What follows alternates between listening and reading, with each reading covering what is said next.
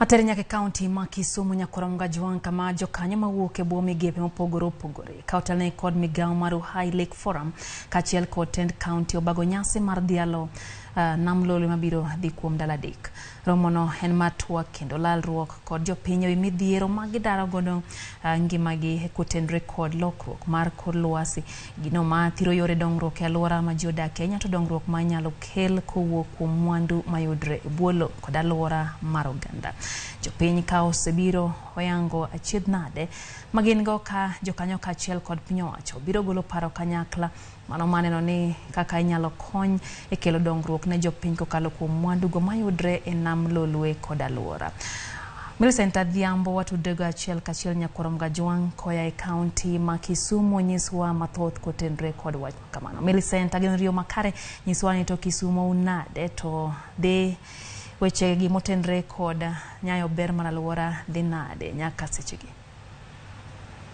Erokamano ahinya Lydia, achiel kachiel kwa wuok e ward Masogo mabende yudore Kadibo sub county kuma nyasi mar dhialo odiochieng' paro ber mar nam lolwe gi gigo monyalo kelo ne oganda e yor mwandu kata dongruok dhi e nyime kuma jokanyo obago kaka iselero nyasi mar twak oganda mondo giyang gimomiyo ok ginya tiyo kod mwandu mawuok e bwo lowo kod alworane mabende ong'ere gi dho ngere ni natural resources e kelo mwandu giwegi ma ok gitiyo gi mago mawuok e pinje maoko ka kuom ranyisi wanya tiyo kod rech mawuok e piny mar China. Ang'o momiyo gihinyo tiyo kod rech go moloyo rech mag nam lolwe. Nitie kuma oganda dhi marach kasa gigo ma ok gitime yo makare momiyo gitimo momiyo gitiyo kod mwandu mawuok e pinje maoko moloyo mwandu ma wayudo kowuok e alwora wa kaendi. Achiel kachiel abro teri ir jokanyo mabende obago nyasi ni endi kama oting'o migepe mopogore opogore kotelnegi kod Uhai Lake Forum mabende otelo ne nyasi ni endi kod tend county mabende obago nyasi ni eneno kaka ginyalo konyo oganda dongore.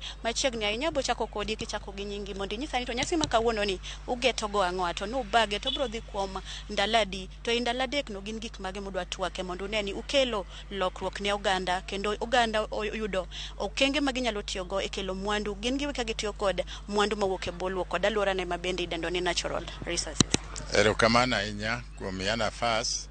Odiochieng' ma kawuono waromo joma ng'eny. An awuon iluonga ni Rafael Kapio, an professor Maseno University in environmental science.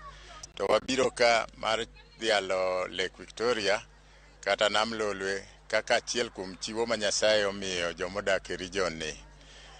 Region ni ok oting'o kata nam kende, nitie aoche, nitie lo mabeyo, nitie bunge moko, lakini kwa wuoyo kuom nam to wawacho ni nam en kama rech donge. To kaka saa medo dhi wayudo ka ok wayud rech malong'o ka e nam. To ma timore nikech ji lupo gi net maricho, samoro kata net masuna. Walupo ka ok wang'e ni to kit rech mane mwadwa mako. Walupo ka ok wang'e ni rech mwamako en matindo ma koko nyuol, ok warito gi mondo gibed madongo. Walupo be ka ok wang'eyo ni to mwandu ni onego tere kama chal nade. Koro iyudo ka saa mang'eny, seche mang'eny ka gigi dhi mbele to iyudo ka dhiere mamedore ne oganda molworo nam nikech ok giyud tich maber to yuto bende tin. Kato maduong' kabisa en ni yudo ni jok matinde lupe nam ok gin kata oganda wa molworo nam, gin joma moko. Koro wapenjore ni tang'o manotimore momiyo ma timore kamano ni ji ok nyal bedo karito mwandu gi ma Nyasaye omiyogi. To wayudo ni achiel kuom gik matimore en ni ok wawuoye wechegi. Onge sama wayudo thuolo mondo wago mbaka, mondo wachare kama wanyalo chare to wapuore kama wanyalo puore. Kaka meeting ma wan go ka en nyasi makelo grube adek kanyachiel. Wan kod jopiny moa e area ma Lake Victoria ka to kaka sani wan Nyando. Wan kod jo sirikal moritowa monego tim gik mwadwaro ni mondo tim. Wan kod organization magin bad sirikal moko kata NGOs mabende tiyo e weche mwawachogi. Koro jopiny onego bed ni nyalo bedo gi teko mar chiwo pachgi e weche matimoregi. Kaka ginene, kama gineno ka wuoche diyogi, kama gineno ka rach moro nitie, to bang'e joma koro chalo matimo research kata organization mokiewo kodgi nyalo medo loso kanyo mondo nen maber gima timore. ginyalo bedo ka ginyalo ng'iyo kata kaka wach net mitiyogo kaka iluwo rech kata kaka irito lowo gi chemical fertilizer kar tiyo gi manyiwa mar dhok, gik machalo mago, kata kaka riti bungu ka itiyo gi yien matin e kendo, wan gi kendo ka mag molos manyien. Koro gigi duto grube ariyogo nyalo lero, to bang'e wanyalo penjo sirikal, to sirikal kama e gima dhi nyime to utim ang'o mondo ang' wabed gi wach maber e giko. Kamano ahinya, kaka achiel kuom jogo mawuok e migawo ma bende ochung'ne timo nonro e bwo nam Lolwe, inyalo wacho ni okenge mag mabende oganda osebedo ka timo marach, kata gigo magidhiye marach ma unenoga ma ugombo ni ulalrue go oganda kata utwagi, upuonjgi ni ma kutimo to rach, ma kutimo to ber, ema nyalo kelonwa mwandu mondo gilu. Erokamano ahinya. Mokwongo aduoko ni jotendwa erokamano, Professor James Njiru, mamano Director General, to kod Dr. Christopher Aura, momiwa thuolo ni mondo wabika wabed karachiel gi Uhai Lake Forum Dialo Lake Victoria Day. To kadhi achiel e penjo mipenja en niya, ni ang' okenge mage ma waneno. Adiera iwacho ni wan watimo nonro, to ka watimo nonro, information ma wayudo nego bed ni wamiyo jopiny. Kibire gimiluongo ni illegal fishing, watemo puonjo jowa ni kendo wapenjogi ni yore mage mudwaro ni mondo watigo ka walupo. To seche moko ka giwachonwa maber ndi, to ka wabiro e gine to kendo giwacho mopogore. Kaka tiyo gi net mar suna ok nyal bed ni tiyogo ei nam. To awacho ni wabiro kaka jo Kemfri ni wapuonj jopiny, wami jopiny information ma wan go. Wan gi wings 3 mopogore. Kama wan ka, wan gi mobile lab, model lab technician ma wan go kaka wan gi conservation wing, ma wan gi jok matiyo nyaka gi fish scales e loso maua. King'iyo bata kacha nitie nyaka chupe mabecho nitie voluntary group miluongo ni Kenya Kemfri Lake Debris Volunteer Program, ma magi graduates mogolore ni mondo gipuonj jopiny kaka wanyalo tiyo gi resources ma wan go sustainably. Otherwise awacho ni adiera en ni jopiny onego miteko, to kendo onego wati kanyakla gi jopiny ma ka wadhi e nam ma watimo nonro, to kwa wuok kucha gi information, to information en information manyalo konyowa.